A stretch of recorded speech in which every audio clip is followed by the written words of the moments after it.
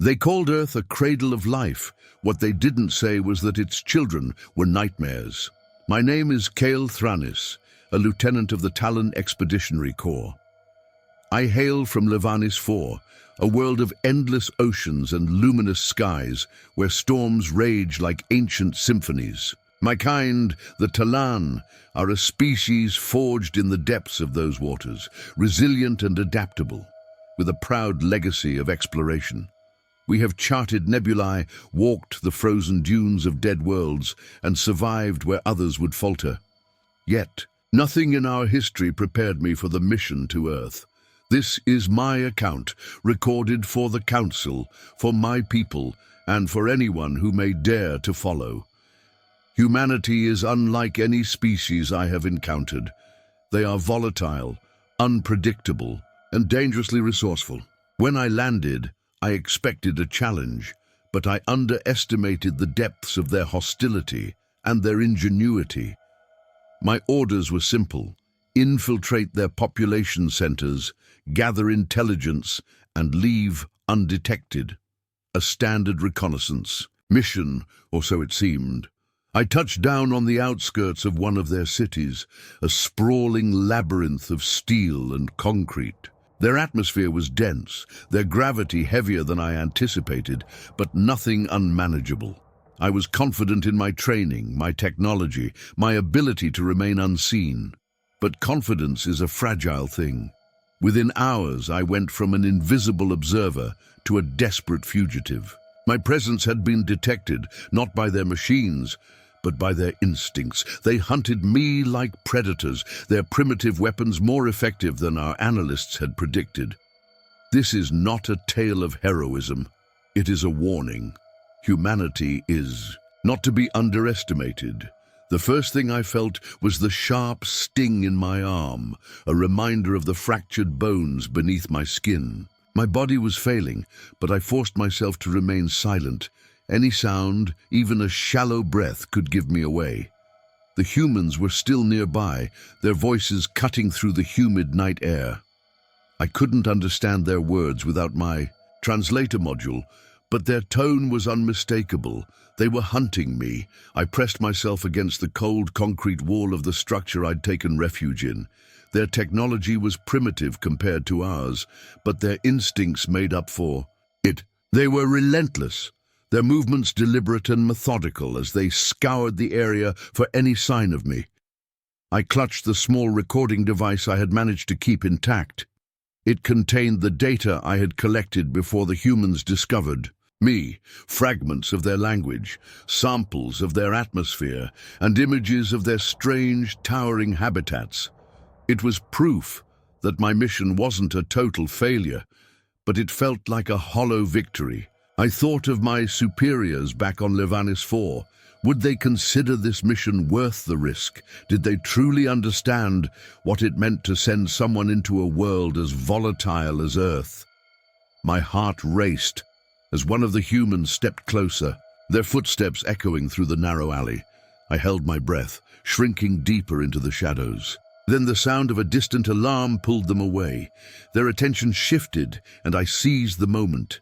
Summoning what little strength I had left, I moved. Each step was agony, but the need to survive was stronger. I needed to reach my extraction point. The shuttle was hidden kilometers away, camouflaged against the forest floor, but every second I spent on Earth brought me closer to death, and the humans seemed determined to ensure I didn't leave alive. Are you as captivated by humanity's dangerous unpredictability as Kael is? If you're eager to uncover what happens next, don't forget to hit the like button and subscribe to our channel. Your support ensures we can continue bringing you epic stories like this one. Now let's follow Kael as he ventures deeper into Earth's perilous wilds. Will he survive the hunt? Every shadow became a threat, every sound a potential ambush.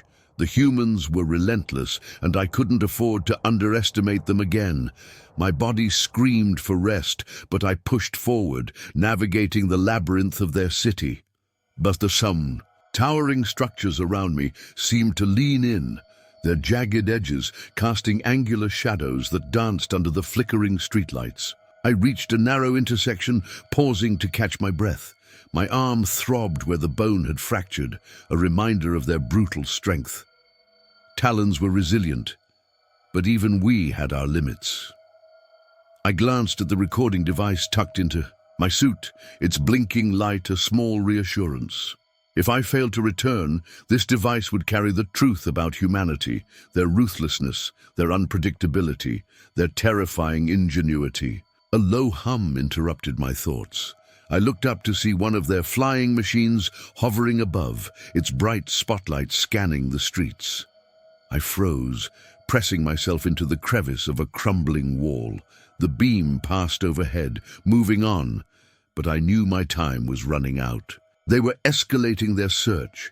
The forest wasn't far now, just a few more kilometers. Once I reached its edge, I could use the terrain to my advantage, masking my movements and throwing them off my trail. But as I left the city behind, the terrain shifted. The ground was uneven, the air thick with unfamiliar scents. My steps faltered, and I stumbled into the underbrush. I activated the beacon on my suit, signaling the extraction shuttle. It would take time to reach me, time I didn't have. The humans were still out there, and I could hear them. Shouts in the distance, the rustling of foliage. They weren't giving up. This was no longer a reconnaissance mission. It was a test of survival, and I wasn't sure if I could outlast them. The beacon's faint pulse in my suit was the only sign of hope I had left. Each rhythmic blink promised salvation, but it was also a beacon of danger. The humans were clever, too. Clever. If they detected the signal, they would find me before my shuttle did. I couldn't let that happen. The forest was dense, its canopy blotting out the moonlight. The darkness should have given me cover, but it also made every step treacherous. Roots snaked across the ground like silent traps, and unfamiliar creatures rustled in the underbrush. On Lirvanis 4, we respected the balance of nature. Here, it felt as though the planet itself conspired against me. I crouched behind a cluster of thick ferns, struggling to calm my racing heart. The humans were close. I could hear them moving, their voices low but urgent. They were organized, coordinating their search with a precision that unnerved me. Even without advanced technology, they adapted with terrifying speed. One voice, sharper than the others, barked an order. A flash of light illuminated the trees, cutting through the shadows like a blade. I pressed myself flat against the ground, my damaged arm throbbing in protest. The footsteps grew louder, their source moving steadily in my direction. I reached into my pack and retrieved a small device, an emergency decoy. With a flick of my fingers, I activated it, hurling it toward a cluster of rocks. It landed with a soft thud before emitting a low, irregular hum. The humans reacted instantly, the light shifting toward the decoy. For a moment, I allowed myself to exhale, but the relief was short-lived. The decoy wouldn't hold their attention for long. I forced myself back to my feet, biting back a cry of pain as my fractured arm protested. The shuttle's estimated arrival flickered in my visor. 20 minutes. 20 minutes might as well have been a lifetime. The seconds stretched into eternity as I pressed forward through the forest. My body screamed with every movement, but stopping was not an option. The humans were closing in, their voices now interspersed with barking sounds, animals perhaps assisting in the hunt. I had read about their reliance on other species, but experiencing it firsthand was far more chilling. The dense underbrush offered some cover, but it was also a hindrance. Every step risked snapping a twig or disturbing the foliage, each sound a potential beacon to my pursuers. I clenched my teeth and pushed through, using my good arm to steady myself against the trees. The glowing beacon on my suit continued to pulse, a silent reminder of my dwindling time. 15 minutes until extraction. I checked my surroundings, trying to suppress the growing panic in my chest. My visor flickered with environmental data, highlighting paths of least resistance. The information was helpful, but it didn't account for the hunters tracking me. Then I heard it. Footsteps, heavy and deliberate, closing in from the east. My heart raced as I ducked behind a fallen tree, pressing my body into the damp earth. Through the gaps in the wood I saw them, a group of 3 humans, armed with rudimentary projectile weapons. Their faces were grim, their movements precise. I held my breath, counting the seconds as they scanned the area. One of them paused, raising a hand to signal the others. My translator was offline, but their intent was clear. They were close. Too close. Desperation clawed at me. With trembling fingers, I retrieved another decoy device. I had only 2 left, and using them now could leave me vulnerable later. But I had no choice. Activating the device, I hurled it toward a distant thicket. The humans reacted instantly, turning their weapons toward the sound and rushing in its direction. The moment they were out of sight, I forced myself to move again. 10 minutes. The extraction point was near, but I wasn't sure if I could reach it before they caught up, or worse, outsmarted me. The air felt heavier, thicker, as if the forest itself was conspiring against me. My breath came in short, uneven gasps, each one a struggle to suppress the panic clawing at my chest. The decoy had bought me precious seconds, but I knew they were fleeting.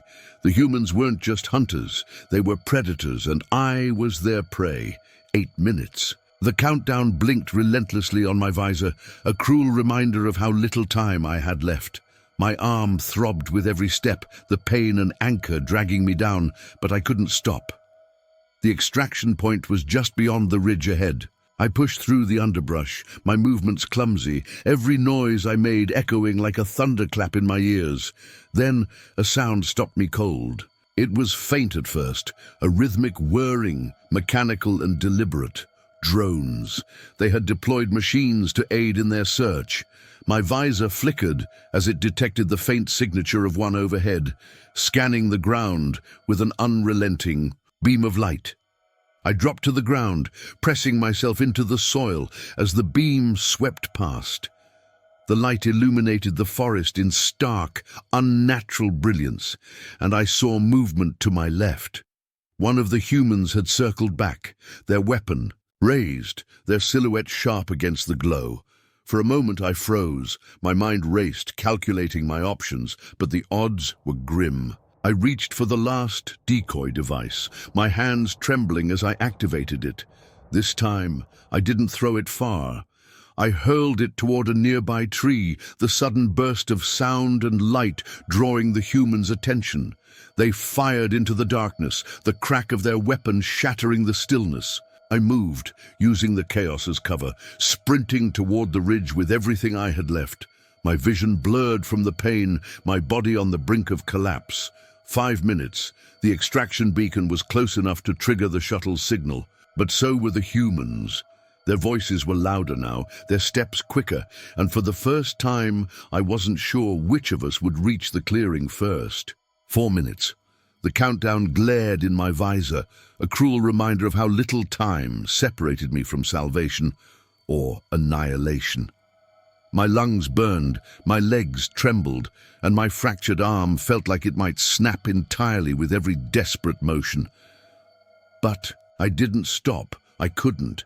The clearing was just ahead, the faint glow of the extraction beacon pulsing in the distance like a dying star. The humans were closer now. I could hear their voices, sharp and urgent, cutting through the forest. Like blades. The drone's mechanical hum followed me, its light sweeping across the underbrush with methodical precision. It was only a matter of time before it found me. I glanced over my shoulder and caught a glimpse of them.